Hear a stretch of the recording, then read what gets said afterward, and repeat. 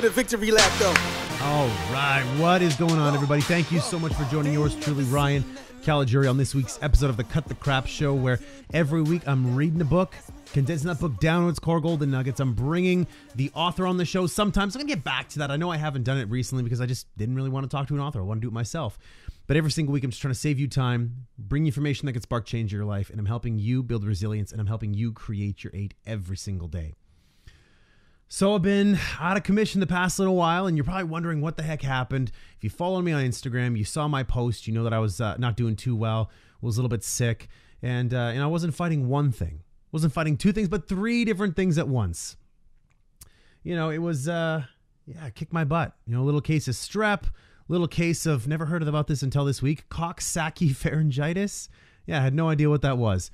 And then to add on top of that, I had a viral bronchitis. So, nice, right on cue. I still have a little bit of a cough, so if I cough throughout the podcast, that's just the remnants of my bronchitis kind of working its way through. But it's funny, you don't realize how awesome you have it until you start losing things. And losing my health over the past 2 weeks was tough. Wasn't able to work with my clients, wasn't able to do this, wasn't able to go to the gym, walk my dog, all this stuff that I love doing. I wasn't able to do it.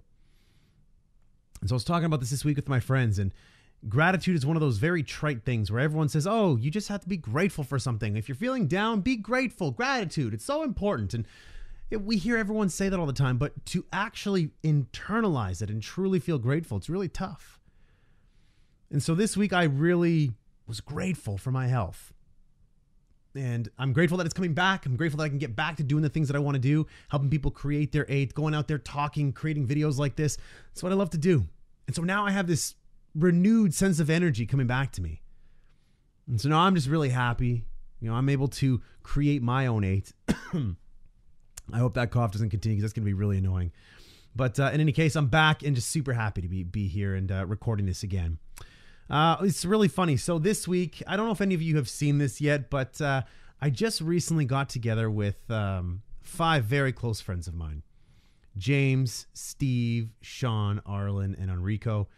Love these guys. Known a lot of these guys since I was in kindergarten.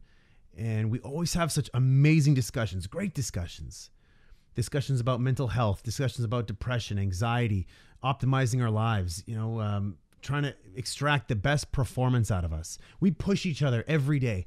And I truly feel blessed. You want to talk gratitude? I am very grateful. And I said this multiple times. I'm so grateful to have these guys in my life. They push me. They keep me centered. They bring me back down to earth, right? They keep me humble. But we always push ourselves. And like I said, I feel grateful because I don't believe that a lot of people have these kind of people in their life. And so we've always had these amazing discussions where we've talked for hours and hours on end. And we've always said, man, it'd be great to record one of these conversations and go back and listen to it. So it's funny. I'm sitting here. Obviously, I got all the equipment. I said, we should just record a show. I don't have 6 mics, but I'm going to invest in 6 mics pretty soon. So we ended up doing something. We said, you know what? Let's record this for the first time. And it wasn't us. It was me, right? I kind of said, I want to record this show. I want to get us all together, put some camera equipment on, and record us. And I'm going to make this show, and I'm going to call it Brain Jiu-Jitsu, BJJ, Brazilian Jiu-Jitsu, instead of just Brain Jiu-Jitsu, where we're grappling with the demons of the mind, grappling with negativity, with depression, grappling with learned helplessness, laziness. And how do we push ourselves to tap out those demons? How do we win every single day, the battle of the mind? And so these guys that I get together with, we had this amazing discussion this past week. And I'm going to launch that on YouTube. And it's super simple. It's very gritty. All it is just the camera set up with a shotgun mic. I don't have all the individual Shure mics set up, but it's something I'm going to get going in the next little while.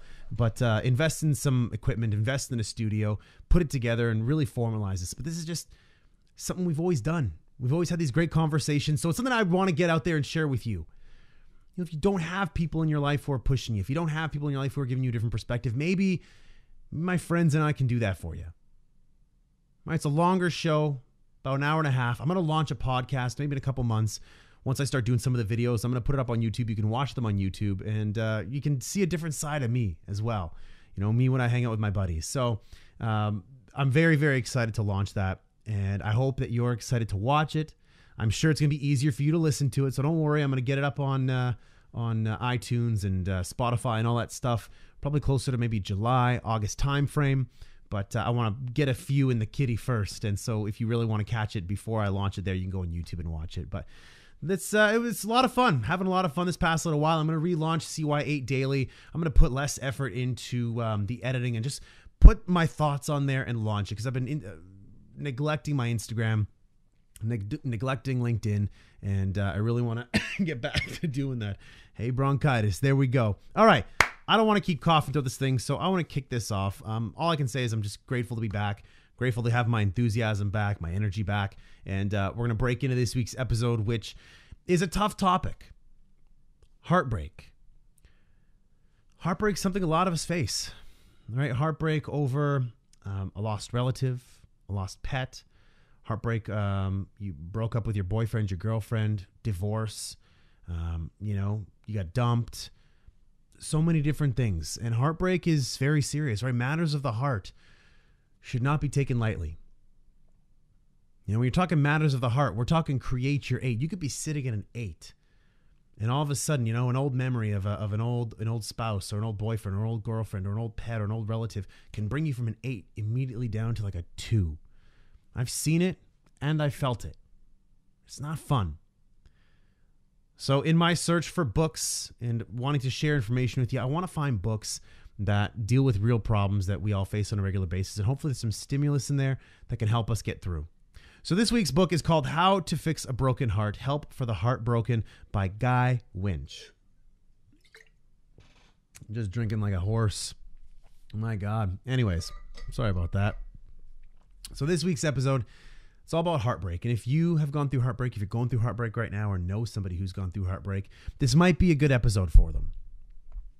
So I took some notes here, as I usually do, and I usually put my notes on my computer screen, but I'm going to start doing it on my phone just because it's easier, especially when I listen to audiobooks, that I've been doing a lot more lately.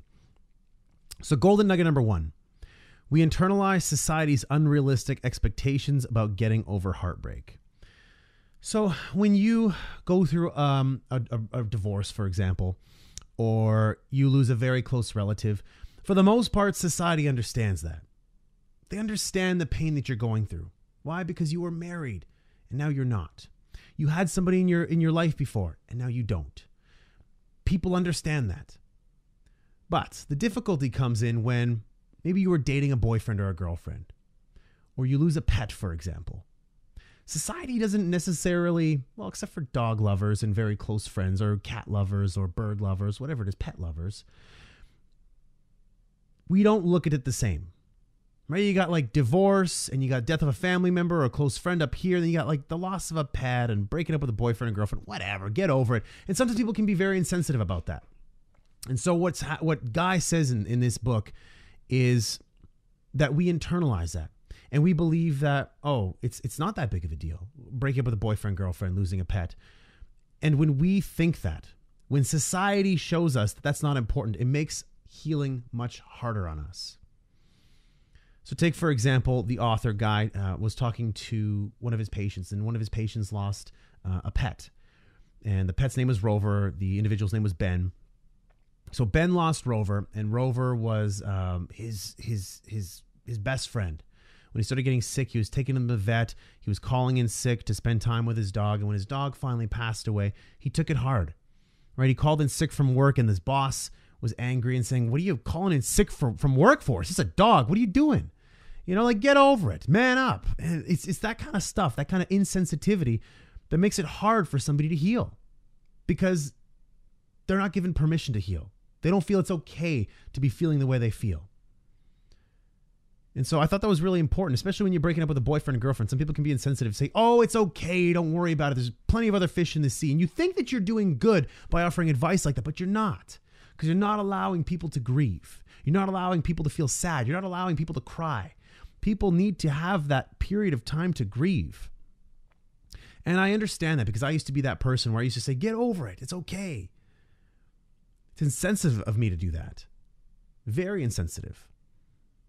Everyone grieves in their own way, and we have to allow people to grieve in their own way. And so, in particular, this one here, there's a nice quote here that I like.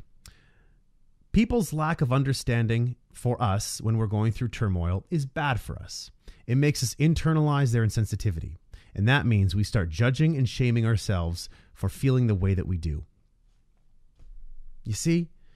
So when you have somebody in your life who has a boyfriend, girlfriend, or loses a pet, show them sympathy. Show them that you care. Show them compassion. Ask them how they can help. Tell them that you're there for them. Just listen. Be an open ear for them. You know, I recently went through a program. Where is that thing? Oh, here it is. I recently went through a program. One of my very good friends, and one of my very good friends runs this. His name's Christian Clavel, and he runs this psychological first aid. And you know, it's a Canadian Red Cross thing, but it helps people go through turmoil. And one of the things that they like to do is look, listen, link, live, right? So look for signs that people are sad. Listen. You don't have to offer advice. You don't have to say, hey, I understand how you feel. Just listen. Listen to somebody. Link, which is if you don't have the resources to help them, if you don't know what to say, link them to the right people who can. Link them to family members. Link them to therapists. Link them to doctors. Link them to whoever so that they can get back to living. So this one in particular was very interesting in the fact that when society has unrealistic expectations on us, that can actually hurt our ability to heal. So this is more of a call to action for everybody out there to be sympathetic, be compassionate, and understand that everyone deals with loss their own way. Right? We're all human beings. We all have emotions, and we all, heal in different ways, and we deal with loss in different ways. So we have to be aware of that. All right, golden nugget number 2. Heartbreak is actually an injury, not only to the brain, but to the body as well. And this was very interesting. So there's a study here that he quotes. Ethan Cross and his colleagues at the University of Michigan used a functional MRI scanner, it's a fMRI, to analyze the brains of volunteers who'd recently experienced a painful breakup. They showed the participants images of the person who'd left them. The team then compared that to their brain activity when they experienced physical pain, the result of a heat source applied to their forearms. This is cool. The scientists found the emotional pain of heartbreak caused the same reaction in our brains as physical pain, which the volunteers described as unbearable. That is incredibly important to know. And the fact that our emotions can cause us physical pain, right? People say, people hold different emotions in different parts of their body, right? Sometimes when people are feeling really sad, they get more headaches. They have neck pain, back pain, hip pain, shoulder pain, right? We feel pain when our emotions are not in an optimal state. So if you're talking create your 8, when you're sitting at a 2, when you're sitting at a 3, when you're sitting at a low level, I find that my clients, for example, they are in a lot more pain. They do get sick more often. And so by bringing their emotions up, trying to manage their emotions, trying to bring them up to a more positive state, a more enthusiastic state, a more optimistic state, their health improves, their pain goes away. And I'm not saying it's going to happen overnight, but it's important to know that how you feel will actually manifest itself in the physical. And there's a study on here in this book that actually says that. And there's another thing here that I found was super interesting was that another common response that we have when we go through heartbreak, for example, is the fight or flight mode, right? We know what that is. When someone scares you, you're either going to jump at them or you're going to jump away, right? So that same type of reaction is triggered in our brain when we go through heartbreak. And triggering that reaction actually triggers the release of a stress hormone called cortisol. And in the book, he says, prolonged periods of cortisol release can undermine our health. That's because the hormone prevents the immune system from working properly, making it much harder to fend off viruses and diseases. If you've ever been struck down by a horrific cold after going through a stressful period at work, you'll have experienced that firsthand. It's exactly the same when we're heartbroken and cortisol flows through our veins. There you go. So when you are feeling sick, this is so important. When you are feeling sick, when you're feeling in pain, maybe look at your emotions. Have you been feeling more sad lately? Have you been feeling guilty? Have you been feeling angry? When you start to feel those negative emotions will manifest themselves in your body. It will affect your immune system, right? They are not two different things. They work together. The mind and body work together. And so that's why for me, when I start to see people, again, we go back to the psychological first aid, look, listen, link, live. I look when people are sick very frequently and they're in a lot of pain. I got to ask myself, how's life? How's life for that person? Right? I'll ask that person to go for a coffee. Be like, Sam, did you want to grab a coffee? Anytime you're free, let's go for a coffee, catch up. It's been a little while, Something very, very easy, very non-threatening, very low barrier for entry. It's just, let's go for a coffee, catch up. And when I find out something's going wrong, it's pinpointed. Why have they been sick? Why are they in pain? And then I tell them about CY8. They've been watching, the podcast. They've been listening to the vlog. They know what Create Your 8 is all about. So I asked them, what number are you at? I'm a 2 or 3. There we go. Right? I see your health. You tell me that you're sitting at a 2 or 3. You're in a negative state of mind, and it's not going to get any better unless we take action to improve it. So this golden nugget was essentially all about understanding that our mind and our body are linked. Super important for us to know that, and I'm glad that guy took the time out to share that with us, to tell us just how important, again, managing your mindset is to ensure that your health is in a good state, to ensure that your physical health is in peak state. All right, golden nugget number 3, and this one I think is super common. We find it difficult to accept reasonable explanations for breakups, and we often blame ourselves. So these next kind of little tidbits of information here are some of the most common mistakes that we have. And one of the first ones is refusing our partner's reason for ending the relationship. And this is a tough one because we always want to blame ourselves. We always want to say, well, it was my fault. I could have done this differently. I could have been better. Or what did I do wrong? How could I have been better? I thought I was good. I thought I was the best person possible. And we start to put it on ourselves and we blame ourselves and we refuse to accept the partner's reason for the breakup. Huge mistake. We need to accept their reason for the breakup and move on. We can't give it energy. We can't second guess ourselves. What good does that do for any of us? It doesn't do us any good. It doesn't do us any good at all. In fact, it hurts us because we stay in that state of mind where, oh, what could I have done? What could I have done? And this comes back to a module of Create Your 8, which is all about control.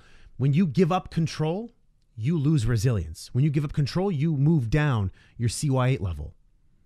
And when we start to think about, oh, what could I have done differently? Or maybe I'm just not that good of a person. Or, wow, maybe I'm just not meant for this. We give up all control. And that hurts us. The easiest thing for us to do is just accept our partner, our former spouse, our former boyfriend, girlfriend, accept their answer as to why the relationship ended.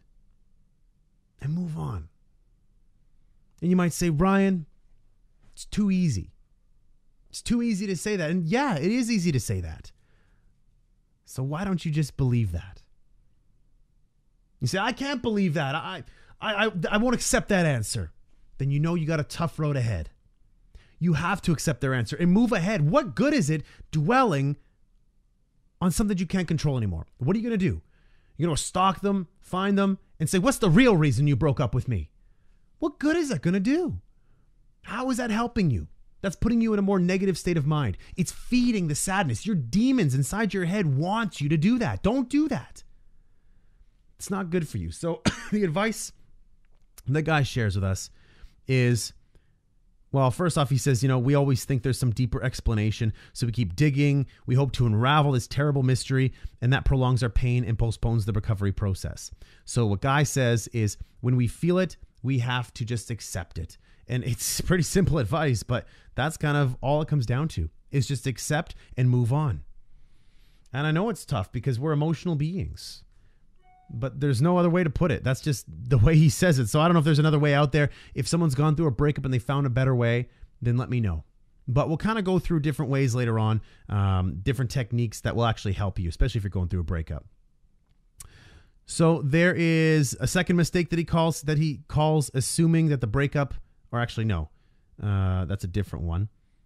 My notes. All right. The second mistake, assuming that the breakup is our fault. And that's what psychologists call negative cognition. That's a very fancy way of saying that we're being very self-critical of ourselves and saying that, we believe that it's our fault.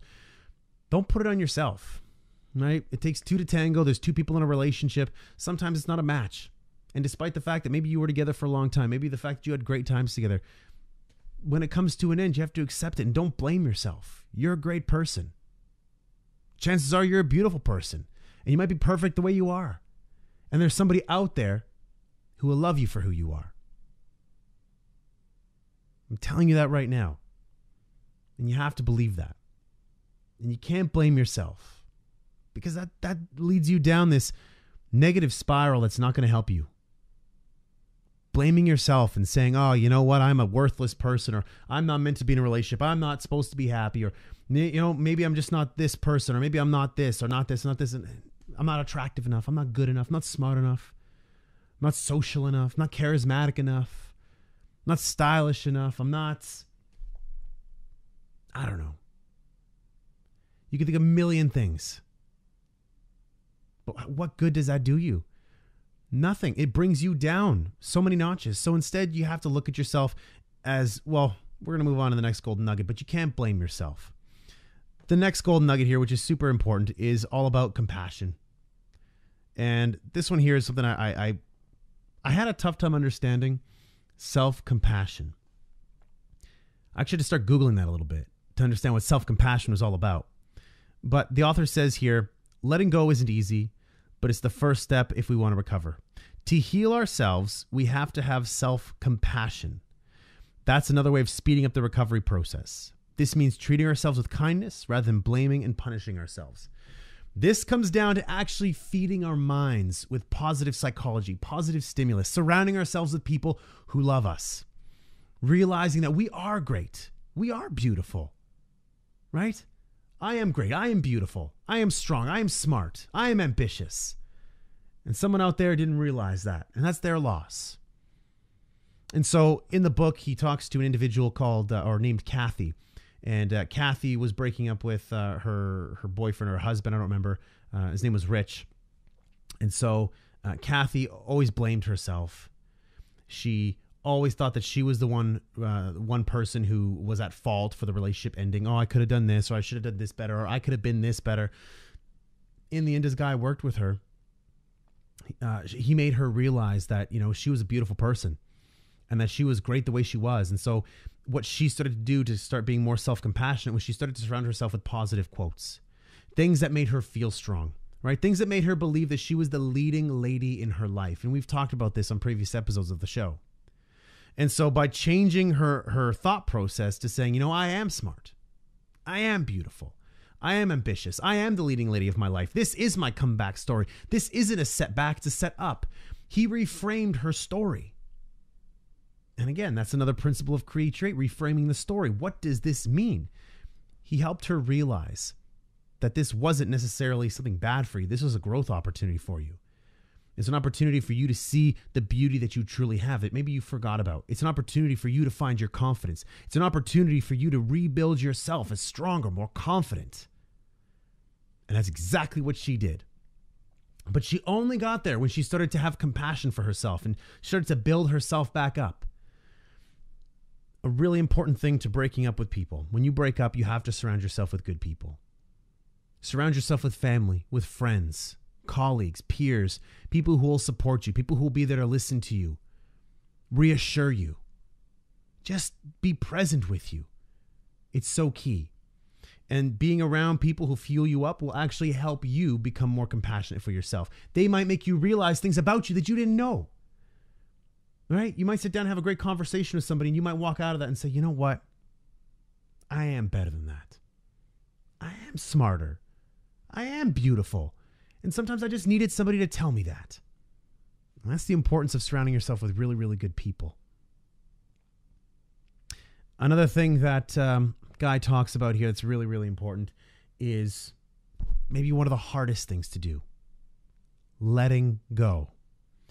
And when I mean letting go, I don't mean letting go mentally. I mean letting go of the physical things. And this is hard. Let's go back to the example with Ben and Rover. Right, when Ben lost his dog Rover, he found it was very, very difficult to get rid of Rover's toys, Rover's leash, because Rover was so loyal,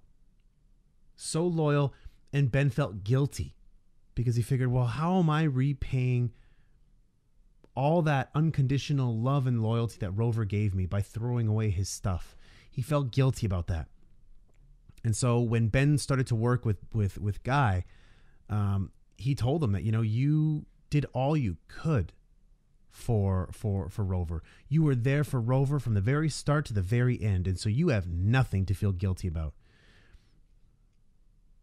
Ben surrounded himself with good people, surrounded himself with Guy, and Guy reassured him. And so letting go is very difficult. Letting go of the toys, right? Letting go of all that stuff. It's so hard. But if you hold on to it, you will not allow yourself to heal. And I actually wrote down a good quote in here that I really liked. To heal ourselves, we have to let go of everything from our hopes to old happy memories and the things that belong to our ex-partners and pets. Keeping these things will stop us from healing. Keeping old pictures, keeping old notes, keeping old letters. It's very hard to let go. And I understand. Listen, if you want to put this stuff away in a box, put it away in a box. Tape it up and put it in your basement then. Right? If you don't want to do something rash and you say, you know what, I'm going to get rid of everything, put it in a box.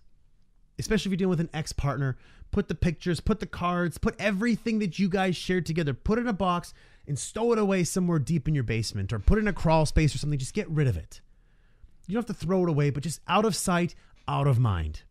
Tape that box up really good. I don't want you going back in that box. Maybe go back into it years later, when maybe you have a new partner in your life, and maybe you've gone through that already, and maybe you and your ex now are friends, and maybe now the pain isn't that bad.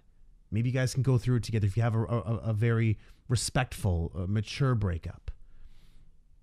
Right? If one day you just feel strong enough to say, you know what, I'm done, you take that damn box and you throw it away.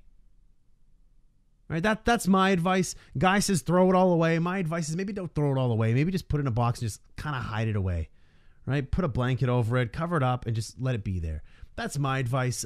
Guys got different advice. It comes up to you what you want to do with it. But essentially, out of sight, out of mind. Take all that stuff, put it away so you don't have to see it. You don't have to remind yourself with it. And when it comes down to pets, pets are so important. I have a pet, right? Like, I lost a pet before, and it was very tough. But when it comes down to it, same type of deal.